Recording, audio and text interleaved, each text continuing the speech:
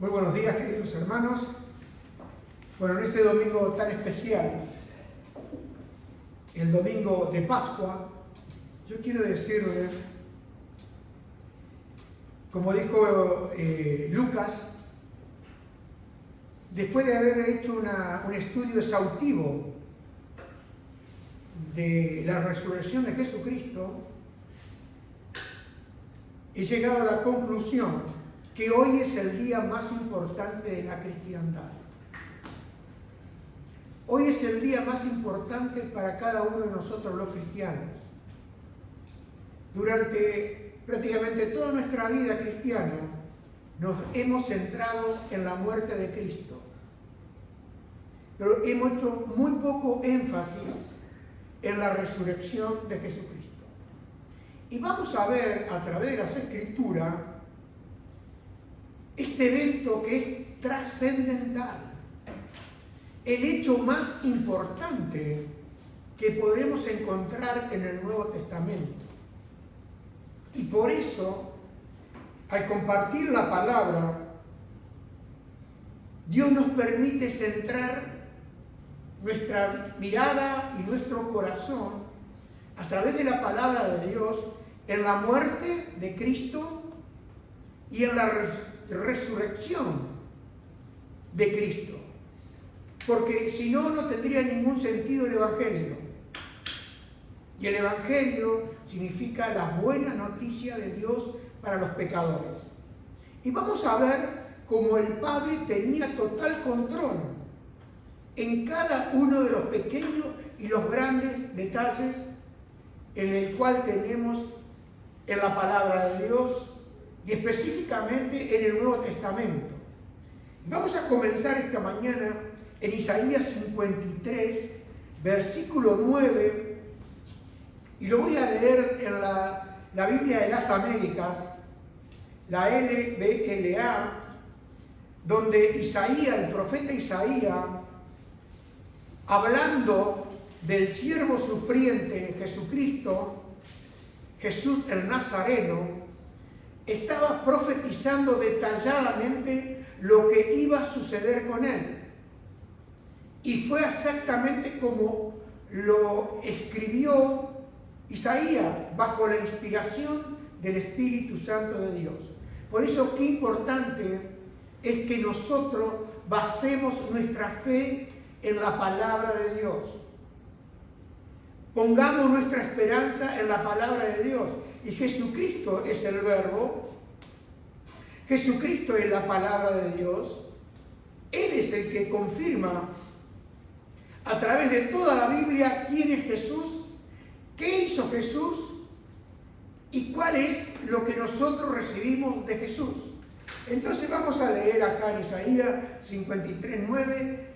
Nos dice: se dispuso con los impíos su sepultura, pero con el rico fue en su muerte, aunque no había hecho violencia ni había engaño en su boca. Está hablando del siervo sufriente, Jesús. La profecía de Isaías nos presenta un contraste entre los planes del hombre malvado y el control absoluto de Dios, porque los enemigos del Señor habían planeado arrojar el cuerpo de Jesús a una fosa común, con los cadáveres de los dos crucificados después de su vergonzosa muerte en la cruz. Ese era el plan que ellos tenían, porque eso es lo que sucedía con las personas que eran crucificados. Se los tiraba a una fosa común. Y vamos a ver acá el detalle de que Dios tenía el control absoluto de la situación, porque Dios tenía otros planes. Y estando en total control, hizo que los hombres llevaran exactamente a cabo lo que Dios había planeado desde el principio. Usted sabe que usted no puede cambiar los planes de Dios. Dios es el que ha planeado antes de la fundación del mundo nuestra salvación, el cómo y el cuándo sería, y el por qué sería. Entonces vemos que Dios guió a José de Arimatea para que preparara una tumba especial. Hizo que los hombres llevaran a cabo, porque tanto José como Nicodemo, ellos trajeron ungüentos preciosos y delicados, porque ellos habían escuchado y habían aprendido de Jesús. Ahora ellos, tanto José como Nicodemo, querían honrar al Señor Jesús en su muerte. Y vemos ahí en Juan 19, 38, 40, de la TLA, dice: después de esto José, de la ciudad de Arimatea, por eso se llama José de Arimatea. Para nosotros, si no en la TLA nos especifica que José era de la ciudad de Arimatea, pero si no, para nosotros sería como un apellido. Entonces vemos que era de la ciudad de Arimatea. Le pidió permiso a Pilato para llevarse el cuerpo de Jesús. José era seguidor de Jesús, pero no se lo había dicho a nadie porque tenía miedo de los líderes judíos. ¿Cómo habrán sido los líderes judíos? Le tenía miedo a José. Pilato le dio permiso y José se llevó el cuerpo. También Nicodemo, el que una noche había ido a hablar con Jesús, llegó con unos 30 kilos de perfume donde estaba José. Los dos tomaron el cuerpo de Jesús y lo envolvieron en vendas de una tela muy cara. Luego empaparon, escúcheme bien esto, empaparon las vendas con el perfume que había llevado Nicodemo. Los judíos acostumbraban sepultar así a los muertos. Acá vemos a través de la TLA la cantidad, el peso que llevó Nicodemo. Unos 30 kilos. Porque si lo leemos, la otra versión dice que llevó ungüentos aromáticos, pero 30 kilos. 100 libras. Sí, dice, bueno, en otra dice libras, pero acá vemos que el lugar de Cristo en su muerte fue un lugar de honor para el Señor. Pues Jesús en su muerte no experimentó la corrupción de su cuerpo. Porque ahí en el Salmo 16, 10 al 11 dice: pues tú no abandonarás mi alma en el Seol, no abandonarás mi alma con los muertos, el Seol, el lugar de los muertos, ni permitirás a tu santo ver corrupción.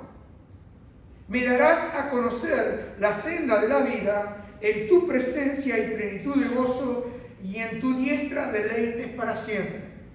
Ya estaba profetizado a través de David esto que sucedería con el Señor.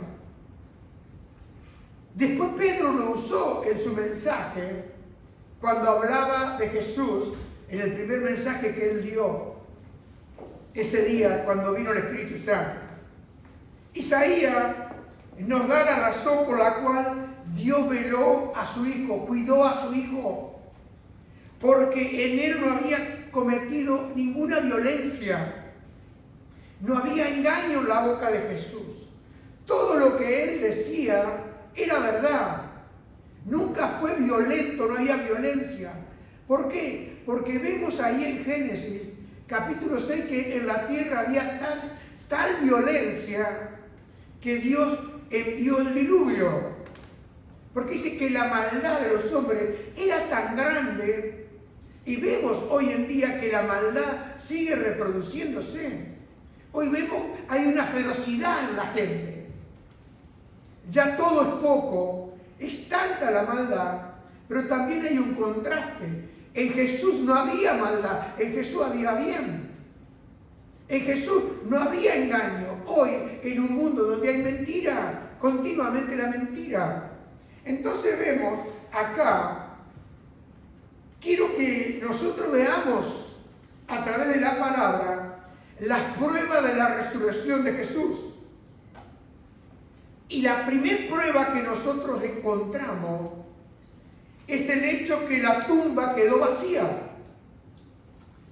y que la resurrección de Jesucristo fue una resurrección física. ¿Por qué? Porque hay quienes enseñan que la resurrección de Jesucristo fue meramente espiritual y que Cristo no resucitó corporalmente de la tumba. Esto no puede ser porque todos los hechos que se narran en el Nuevo Testamento dicen y contradicen la teoría de que Jesús resucitó espiritualmente nada más, pero no en su cuerpo. Y esto es determinante, porque vemos acá que tenemos el testimonio del ángel, y lo vemos en Mateo 28, 5 al 6, dice que hablando el ángel dijo a las mujeres: vosotras no temáis, porque yo sé que buscáis a Jesús, el que fue crucificado. No está aquí, porque ha resucitado tal como él dijo. Venid, ved el lugar donde está vacío, donde yacía, donde estaba puesto el cuerpo de Jesús. Las mujeres, cuando fueron a la tumba, encontraron la tumba vacía. Lo vemos en Lucas 24, 1 al 3. Pero el primer día de la semana, al rayar el alba, las mujeres vinieron al sepulcro trayendo las especies aromáticas que habían preparado. Y encontraron que la piedra había sido removida del sepulcro, y cuando entraron no hallaron el cuerpo del Señor Jesús. Después tenemos a María Magdalena, que también encontró la tumba vacía. Juan 20, 1 al 2. Y el primer día de la semana, María Magdalena fue temprano al sepulcro, cuando todavía estaba oscuro, y vio que la piedra había sido quitada del sepulcro. Entonces corrió y fue a Simón Pedro y al otro discípulo a quien Jesús amaba, y les dijo: se han llevado al Señor del sepulcro y no sabemos dónde le han puesto. Acá vemos que Pedro y Juan, por la noticia que le había dado María Magdalena, fueron a la tumba y encontraron la tumba vacía. Juan 20, 3 al 7. Salieron pues Pedro y el otro discípulo e iban hacia el sepulcro. Los dos corrían juntos, pero el otro discípulo corrió más aprisa que Pedro. Cuando hablamos del otro discípulo, el que amaba a Jesús, estamos hablando de Juan. Juan era un hombre humilde que no quería quedar registrado en nada, solamente en que Jesús lo amaba. Y se centraba en eso. Qué importante para usted y para mí centrarnos en nuestra vida, en el amor que Jesús nos tiene. Amén. Y él lo predicaba y lo dejó escrito en el Evangelio que él escribió, diciendo: el discípulo que Jesús amaba. Y yo puedo decir: yo soy discípulo de Cristo porque Él me ama. Vemos acá que dice que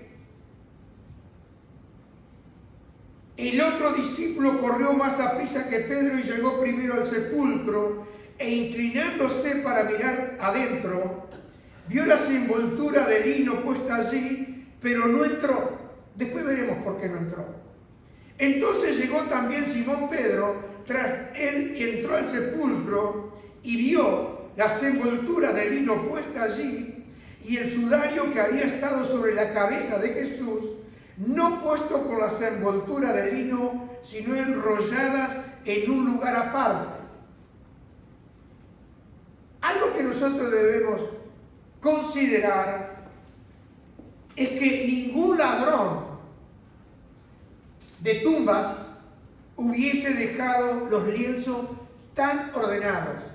Parece que no, pero es un detalle muy importante. Porque nos dice Juan que bajándose a mirar, al llegar a la tumba, Juan se detuvo a mirar y la palabra griega ver significa ver claramente un objeto material. Y Juan vio que las envolturas de Jesús estaban en la tumba, vio los lienzos allí. Juan vio esto claramente y no había ningún error de lo que Juan vio. Porque a veces pensaban, y mucho, una alucinación. No, Juan vio detenidamente lo que estaba ahí en la tumba. Pero dice, no entró. Algo le impidió a Juan que entrara a la tumba. Habiendo visto que las prendas aún estaban ahí, el otro discípulo probablemente concluyó que el cuerpo también estaba ahí, por lo que se obtuvo de entrar. O sintió que no debía entrar a la tumba y le tuvo miedo a la contaminación ceremonial al tocar el cadáver, porque para un judío, una vez que usted tocaba un cadáver, quedaba contaminado. ¿Me explico? Yo le estoy dando detalles, mucha información esta mañana acá. La típica tumba de un hombre rico de ese tiempo sería lo suficientemente grande como para entrar caminando, con un lugar para colocar el cuerpo de un lado y un banco para los dolientes al otro lado. La entrada podría tener aproximadamente 1 metro de alto y unos 75 centímetros de ancho. Vemos acá que se requería un compromiso para entrar a la tumba. Y por alguna razón Juan no entró. Luego llegó Simón, Pedro tras él, y entró en el sepulcro. Lo que sea que haya impedido a Juan, no fue, como decir, que no entrara, no lo detuvo Pedro. Y usted sabe que Pedro siempre se caracterizó por ser un impulsivo. Ahora, lo que sea que haya impedido a Juan, vemos que la impulsividad de Pedro, característico de Pedro, que a Juan lo hizo detener, y Pedro entró como era Pedro, ¿no? Entró directamente. Y Pedro vio los lienzos puestos allí, y al entrar Pedro vio, y la palabra griega significa contemplar, observar, escudriñar, que los lienzos permanecían ordenados y limpios. Parecía como si el cuerpo se hubiese evaporado de los lienzos sin afectar el lugar. Porque vamos a ver otro detalle después.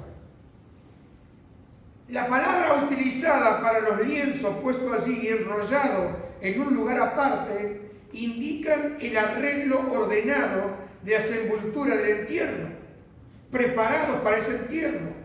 Porque esas tiras que ellos llevaron de los lienzos eran untadas con ungüento, con aloes y especies, y los lienzos eran aplicados en varias capas, lo cual en el entierro de Jesús fue un entierro apresurado, y las mujeres fueron temprano el domingo para aplicar más capas al cuerpo.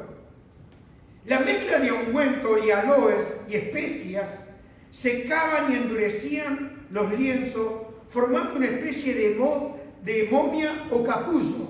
¿Vio cuando usted tiene adentro, cuando vemos antes de que salga la mariposa? Era todo, no es como a veces nosotros pensamos, bueno, lo envolvieron. No, tenemos que ver que pusieron ungüento, aloe, estamos hablando de savia el aloe vera, ¿entienden? Vamos a llamarle como es. Aloe vera, que no se pega el aloe, se pega, ¿no es cierto? Entonces, esto es extraordinario para que nosotros pensemos en varios detalles. Lo envolvieron con aloe vera, con especies aromáticas y toda la cosa, con esos 30 kilos que había llevado Nicodemo. poquito, un perfumito y ya está. No. Porque si uno mira la retirada normal de esta sepultura de entierro, requería arrancar o cortar. Porque si está todo tipo una momia, endurecido, ¿cómo hace usted? Cortar, ¿no es cierto? Pero vemos que Pedro vio que no había un retiro normal de la sepultura en ese entierro. No era algo normal lo que Pedro vio y lo que Juan vio después. El punto de descripción de que estos lienzos no se veían como si hubiesen sido retirados, yacían ahí sus pliegues regulares como si el cuerpo de Jesús simplemente se hubiese evaporado. El ordenado y el pulcro arreglo de los lienzos muestra que no fue una mano humana, por lo menos de ninguna manera evidente, la que removió los lienzos de Jesús. Todo esto demostraba absolutamente algo único que había sucedido en esa tumba que ahora estaba vacía. Los paños de lino estaban ahí. El cuerpo no había sido removido junto con ellos. Los paños de lino estaban ordenados. No fueron removidos de ninguna forma normal por la persona envuelta en ellos.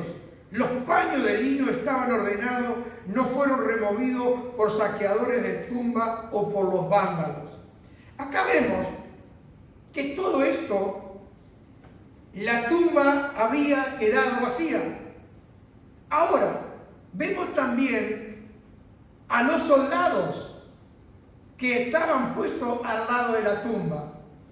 Y vamos a ver el por qué había soldados. Y lo vemos ahí en Mateo 27, 60 al 66. Qué importante es estudiar las Escrituras.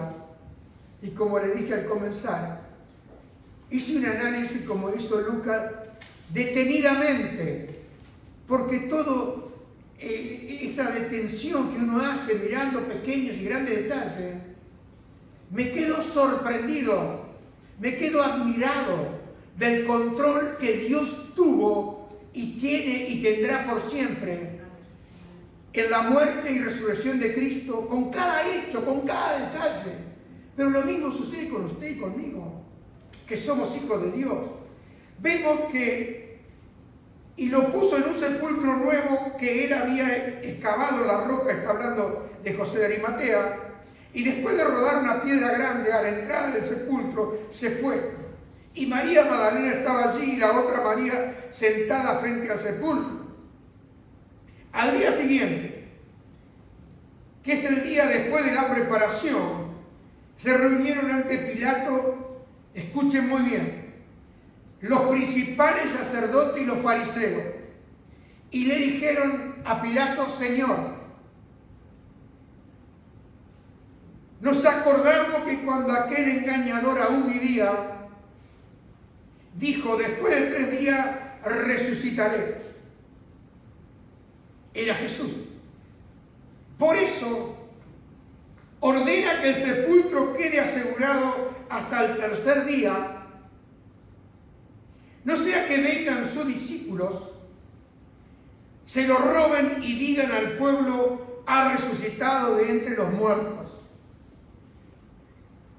Y el último engaño de Jesús será peor que el primero. Mire lo que estaban ellos enfrascados, los principales sacerdotes y los fariseos. Se acordaron de lo que había dicho y dicen: este engañador. Y miren lo que le dijo Pilato. Pilato le dijo: una guardia tenéis y asegurarla vosotros como sabéis. Y fueron y aseguraron el sepulcro, y además de poner la guardia, sellaron la piedra. Porque la piedra se había rodado, era pesada para las mujeres. ¿Pero qué hicieron ellos? Fueron y la sellaron con concreto. ¿Me entiendes? Quiere decir que la piedra rodada estaba pegada y después de 3 días, ¿qué sucede? Ya fraguó, ¿no? Para los paletas acá en la iglesia, ¿no? ¿Usted qué sabe esto? Entonces vemos que ahí en Mateo 28, 12, 15, y le voy a leer en la versión de la TLA, porque sucedió algo, porque supuestamente los principales sacerdotes y los fariseos pensaban que tenían el control de todo, porque ellos habían dicho, matémosle, es mejor que muera uno por el pueblo y no que todo el pueblo. Bueno, exactamente se cumplió, murió uno, pero ese uno resucitó. Y eso es lo que cambia todo. Ahora vemos, dice, entonces los sacerdotes y los líderes del país decidieron, escuchen, pagarle mucho dinero a los soldados para que no dijeran lo que en verdad había sucedido. Le dijeron, vayan y digan a la gente que los discípulos de Jesús vinieron por la noche cuando ustedes estaban dormidos y que se robaron el cuerpo de Jesús. Y escuche esto en la apreciación de los judíos. Si el gobernador llega a saber esto, nosotros hablaremos con él y a ustedes no les será culpa, no se les culpará de nada. Quiero aclararle que a un soldado romano, si no cumplía con la orden, le costaba la muerte a ellos. ¿Entienden? Era ley romana y le costaba la muerte. Entonces los judíos dicen, si él se llega a enterar, nosotros hablaremos con él y a ustedes no le va a suceder nada. Los soldados aceptaron el dinero, porque se acuerda que ellos, los soldados, se burlaban. Y si tú me das dinero por un cuerpo, el cual tenían pensado tirarlo a la fosa común, nos llevamos un dinero. Y dice, y le contaron a la gente lo que los sacerdotes y principales le habían indicado. Diana, ¿me puedes poner ahí? Y miren lo que dice acá en la TLA. Dice, y esta misma mentira es la que se sigue contando entre los judíos hasta el momento de escribir esta historia. Eso es lo que los judíos siguen pensando, de que toda es una mentira de la resurrección de Jesús. Por eso cuando un judío, se llama judío mesiánico, cree en Jesús, su vida cambia también. Pero ellos con esa mentira, y usted sabe que la mentira es del diablo, hasta el día de hoy, muchos de ellos siguen creyendo esa mentira. La otra evidencia, vemos que los discípulos le conocieron y le tocaron. Jesús todavía tenía las marcas de los clavos en sus manos.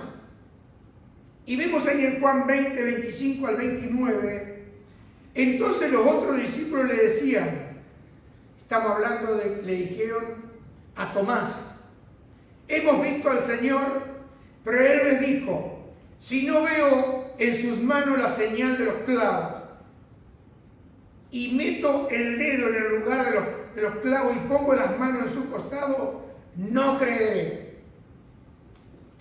8 días después, y quiero hacer una salvedad, mire lo que usted se pierde no viniendo a la iglesia el domingo. Porque en ese domingo, los demás discípulos lo vieron a Jesús. Pero Tomás se perdió ese primer domingo. Cada vez que usted no viene a la iglesia, algo se pierde. Y algo que es muy importante para usted. Y vemos acá que 8 días después, sus discípulos estaban otra vez dentro. Y Tomás con ellos. Y estando las puertas cerradas, Jesús vino y se puso en medio de ellos y dijo, paz a vosotros. Luego dijo a Tomás, porque a veces parece que lo que nosotros decimos, Jesús no lo sabe, ¿cierto? Pero dice que luego dijo a Tomás, acerca aquí tu dedo y mira mis manos, y extiende aquí tu mano y métela en mi costado, y esto es para todos nosotros. Y no seas incrédulo, sino creyente. Respondió Tomás y le dijo, Señor mío y Dios mío. Jesús le dijo, porque me has visto, has creído. Dichosos los que no vieron y sin embargo creyeron. Usted imagínese una cosa. Si el Señor Jesús, para que nosotros podamos creerlo, creer en Él, debemos verlo, ¿cuántas personas hubiesen salvado? Por eso Jesús dice, bienaventurados aquellos que no vieron pero sin embargo creyeron. ¿Por qué creemos nosotros? Por el testimonio de las Escrituras, por el testimonio de los apóstoles. Por eso nosotros somos una iglesia apostólica, porque creemos en el testimonio de los apóstoles.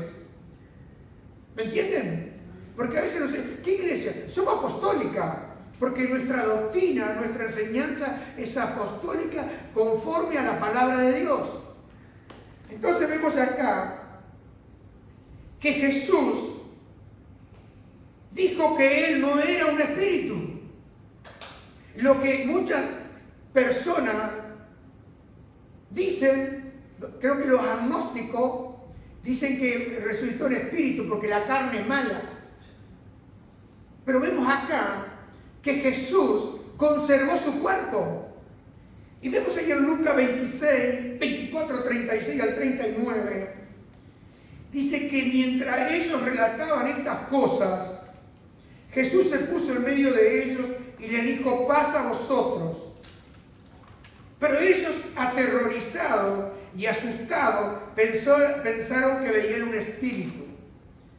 Quiero que usted vea, estamos viendo a diferentes evangelistas dando el testimonio. Y él les dijo, ¿por qué estás turbado y por qué surgen dudas en vuestro corazón? Mirad mis manos y mis pies, que soy yo mismo. Palpadme y ved. Y escúcheme claro, porque un espíritu no tiene carne ni hueso, como veis que yo tengo. Jesús había resucitado con su cuerpo, no una resurrección solamente espiritual. Vemos acá lo segundo en importancia es el poder que tiene la resurrección de Cristo. Porque la resurrección de Jesucristo declaró la deidad de Cristo, declaró la omnipotencia de Jesús. Porque en el libro de Romanos capítulo 1, versículo 1 al 4, Pablo dice, Pablo, siervo de Cristo Jesús, llamado a ser apóstol, apartado para el Evangelio de Dios, que Él ya había prometido por medio de sus profetas en las Santas Escrituras. Quiero hacerle una salvedad, que Pablo era un estudioso de las Escrituras. Él conocía las Escrituras. Y dice acerca de su hijo, que nació de la descendencia de David según la carne, y que fue declarado hijo de Dios con poder, conforme al Espíritu de santidad, por la resurrección de entre los muertos, nuestro Señor Jesucristo. El poder de la resurrección de Cristo es lo que declara la deidad de Jesús. Porque la resurrección de Jesús demostró el poder de Jesús sobre las leyes de la descomposición y sobre las leyes de la gravedad. Porque dice ahí en Hechos 1:9, dice, después de haber dicho estas cosas, fue elevado mientras ellos miraban, y una nube lo recibió y lo ocultó. de sus ojos. Y Hechos 2:24 dice: a quien Dios resucitó, poniendo fin a la agonía de la muerte, puesto que no era posible que él quedara bajo el dominio de ella. La muerte no tenía autoridad sobre Jesús. ¿Por qué? Porque la paga del pecado es muerte. Y Jesús no había pecado. Él cargó con tu pecado y mi pecado. Pero dice que la muerte era imposible que lo retuviera. Porque la sentencia que Dios había dicho era que la paga del pecado es muerte. Por eso todos los hombres mueren, todas las mujeres mueren, porque se encarga de decirlo el apóstol Pablo, que la muerte entró por un hombre, por Adán. Pero también la vida entró por un hombre, Jesucristo. ¿Me entienden? Entonces vemos que la resurrección aseguró al mundo el poder de Jesucristo para perdonar pecados y para destruir las obras y el poder del diablo para toda persona que cree en él. Esa resurrección de Jesucristo la vemos ahí en Juan, 1 Juan 3 al 8. Dice: el que practica el pecado es del diablo, porque el diablo ha pecado desde el principio. El Hijo de Dios se manifestó con este propósito, para destruir las obras del diablo. Ahí lo tiene clarito. Ahora vemos en Mateo 28, 18 al 19, dice: acercando Jesús les habló diciendo: toda autoridad me ha sido dada en el cielo y en la tierra. Id pues y haced discípulos en todas las naciones, bautizándolo en el nombre del Padre, del Hijo y del Espíritu Santo. Acá vemos, hermano y amigo, que esto fue de esta orden que Jesús le dio a los discípulos, fue después de haber resucitado, después de haber aparecido por 40 días manifestándose a los discípulos. Y vemos acá el propósito de la resurrección de Jesús, porque al resucitar el Señor Jesús, Dios revirtió el veredicto errado de los hombres, de los humanos, y confirmó a Jesús como el verdadero Hijo de Dios y como el único Salvador del mundo. Porque ahí en Hechos 13, 28 al 31, se encarga de decir la Biblia: aunque no hallaron causa para darle muerte, no había causa, pidieron a Pilato que le hicieran matar. Y cuando habían cumplido todo lo que estaba escrito acerca de él, le bajaron de la cruz, le pusieron en un sepulcro, pero Dios le levantó de entre los muertos. Y por muchos días se apareció a los que habían subido con él de Galilea a Jerusalén, los cuales ahora son testigos ante el pueblo, como 500 personas. Después vamos a ver lo que dice el apóstol Pablo. Vemos acá que la resurrección de Jesús nos da la seguridad del perdón. Se lo voy a volver a repetir, porque a veces usted piensa: pero me va a perdonar, ¿me puede perdonar Dios? La resurrección es la seguridad de que si tú crees en Jesús, que murió y resucitó, te da la seguridad de que tus pecados han sido perdonados. Esta es la noticia, esta es la verdad. Por eso Pablo se encarga de decir que no hay más condenación para aquellos que están en Cristo Jesús. Vemos acá en 1 Corintios 15, 17 al 20, la lógica que usa el apóstol Pablo. Y Pablo nos dice que si Cristo no ha resucitado, vuestra fe es falsa. Todavía estáis en vuestros pecados. Por eso mientras estudiaba, veo lo determinante de la resurrección. Y nosotros hacemos mucho énfasis en la muerte. Y es verdad, está bien. Los signos, la mayoría, son de la muerte de Cristo, del sufrimiento de Cristo. Pero yo quiero esta mañana, iglesia, que usted se centre ahora en esto. De que si Cristo no resucitó, vuestra fe es una fe falsa. Como las sectas, como la cantidad de religiones falsas. Dice, todavía están en vuestros pecados.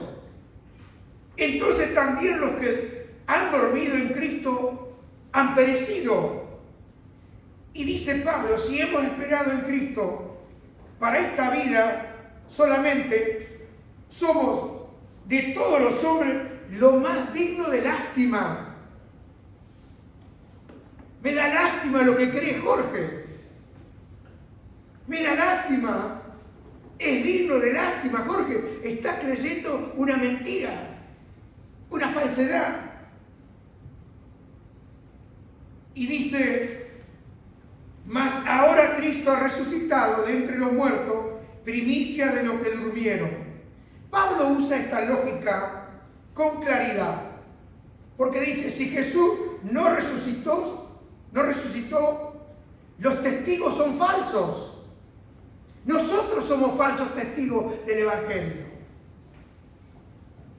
Porque los apóstoles fueron y dieron testimonio de la muerte y la resurrección de Cristo. Entonces eran falsos, llevando un mensaje de falsedad. Pero la realidad, hermano, es que Jesús resucitó, Dios lo levantó de los muertos.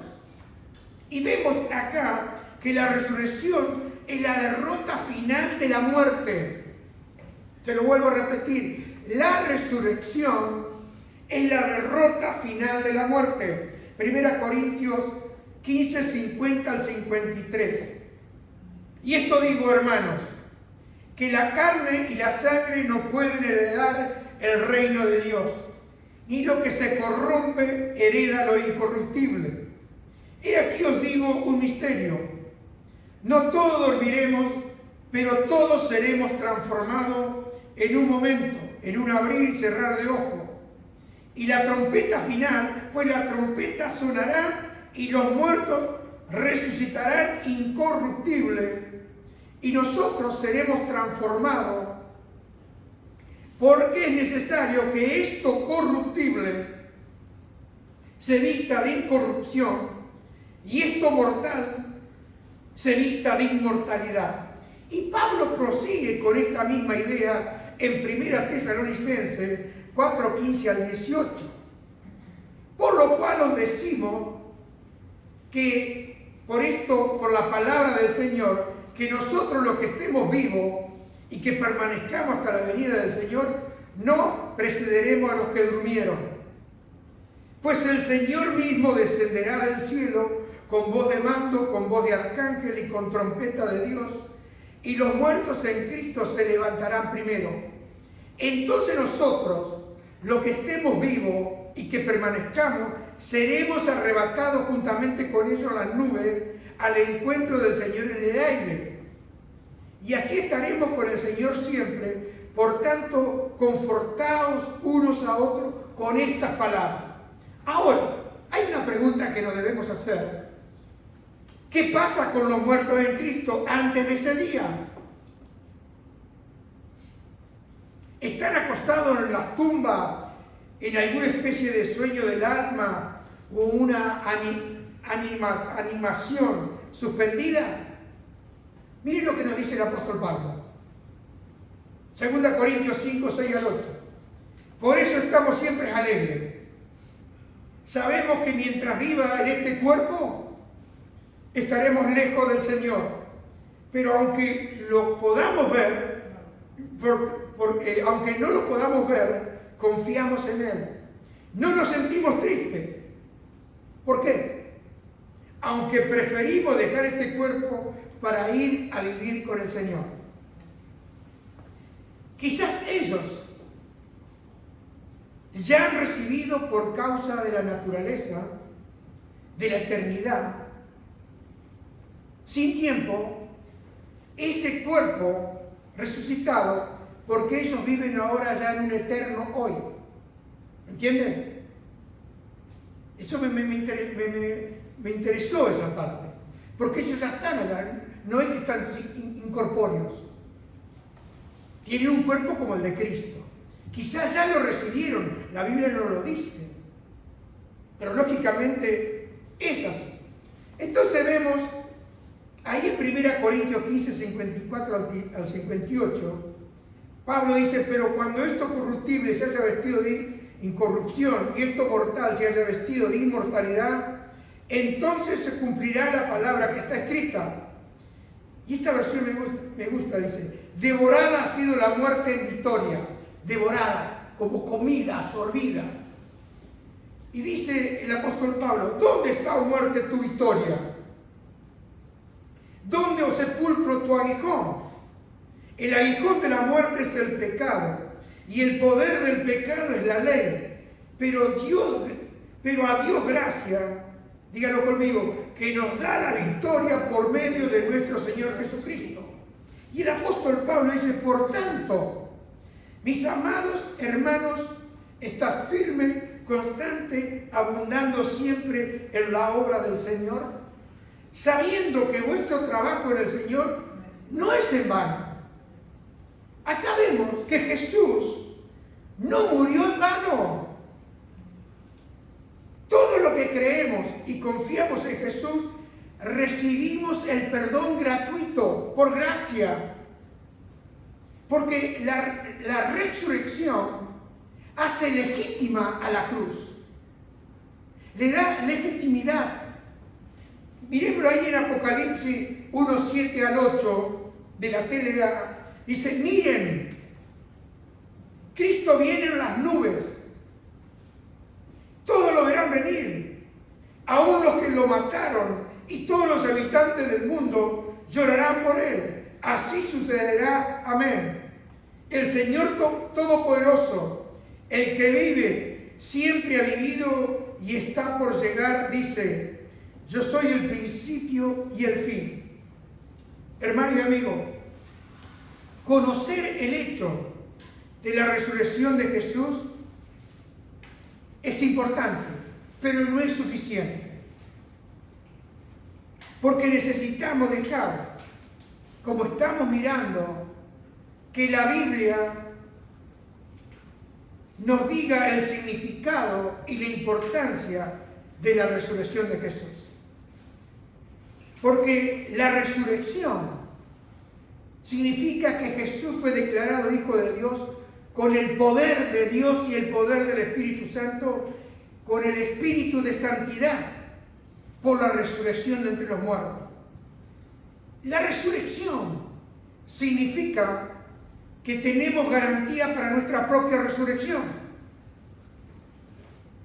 Porque si creemos que Jesús murió y resucitó, así también Dios traerá con Jesús a aquellos que durmieron con Él, los que ya han muerto con Él.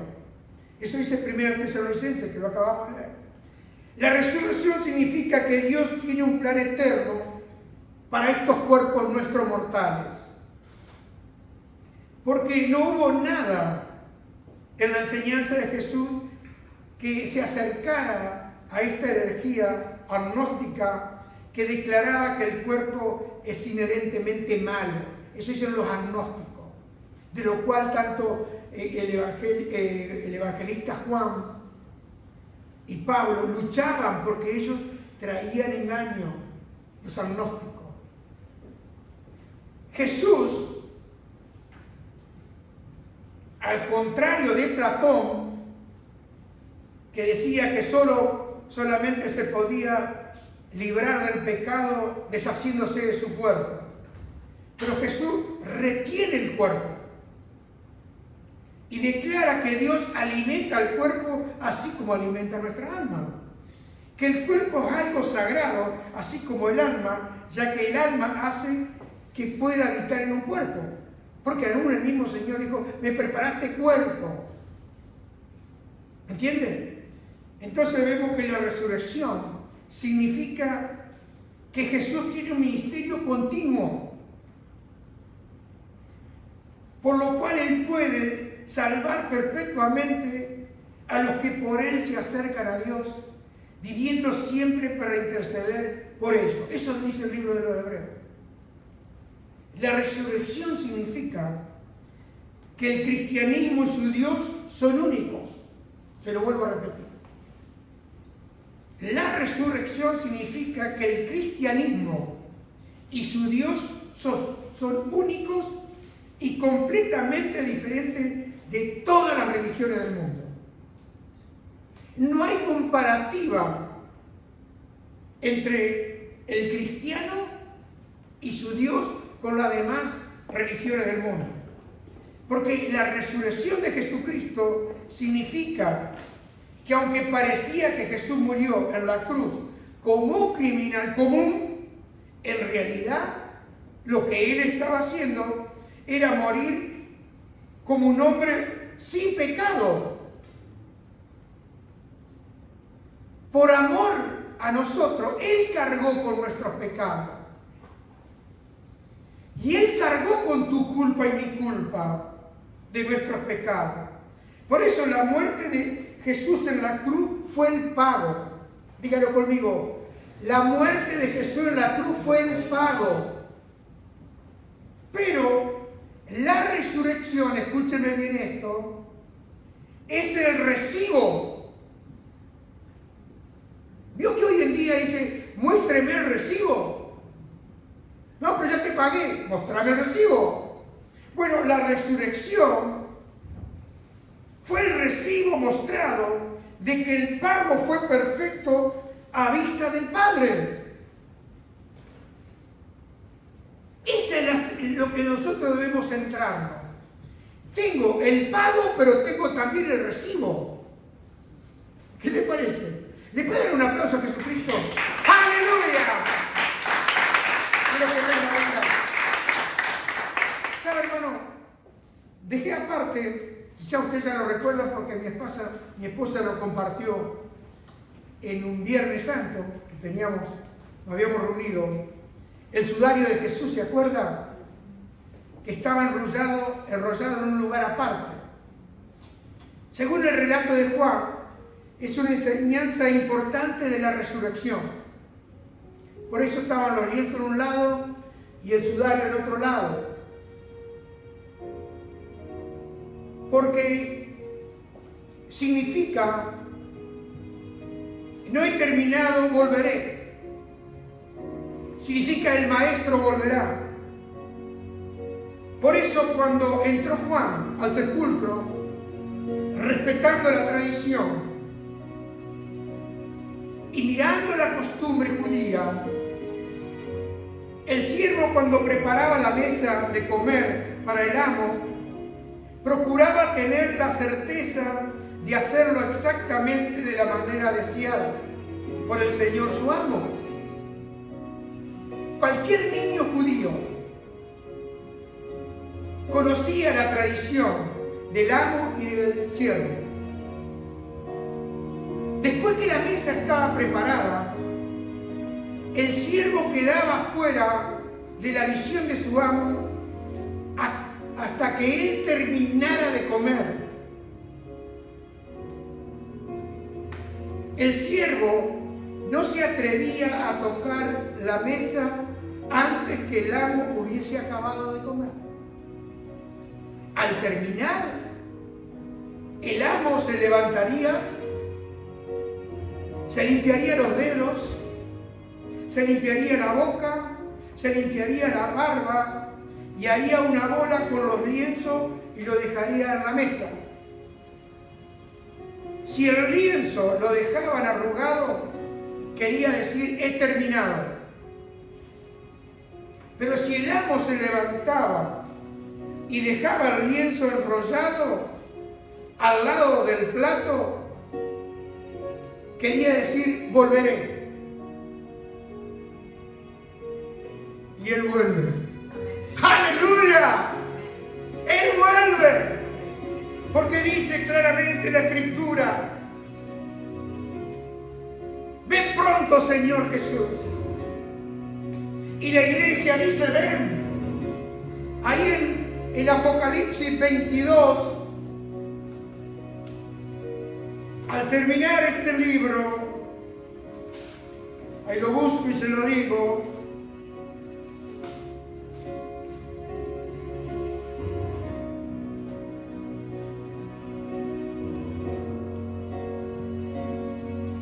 aleluya.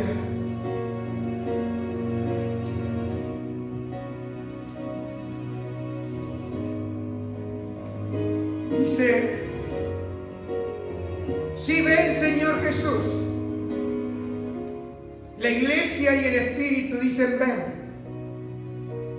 Ven, Señor Jesús. A ver, dígale, iglesia. Sí, la iglesia y el Espíritu dicen, ven. Ven, Señor Jesús. Te estamos esperando.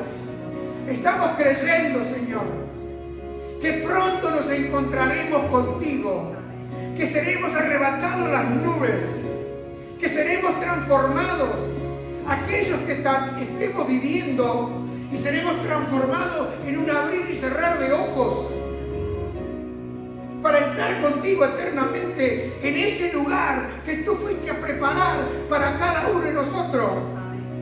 Porque tú dijiste toda la verdad, porque tú eres la verdad.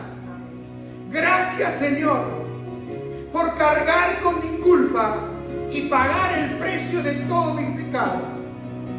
Pero gracias, Señor, que tengo el recibo a través de tu palabra de que el pago ha sido abonado,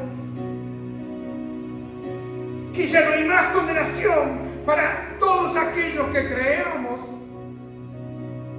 Y tengo el lupostasi, tengo la escritura que confirma que soy de Cristo, que tengo salvación eterna, que he nacido de nuevo por el poder del Espíritu de Dios, que me ha dado nueva vida y pronto me dará un nuevo cuerpo para estar en la gloria con Cristo. ¡Aleluya! ¿Cuántos pueden decir aleluya? ¡Aleluya! Grítelo a los aires. ¡Aleluya! Que los cielos lo escuchen, porque cuando llegue allá, llegará alabando a Dios con un cuerpo glorioso como el de Cristo. Ya no habrá más dolor, ya no habrá más angustia, ya no habrá más lágrimas, porque Él mismo enjugará nuestras lágrimas para estar con Él en la gloria. ¡Aleluya! ¡Oh, glorioso! ¡Aleluya! Adora su paz. Escuche esta canción. ¡Aleluya! A Jesucristo sea la gloria, honra y honor.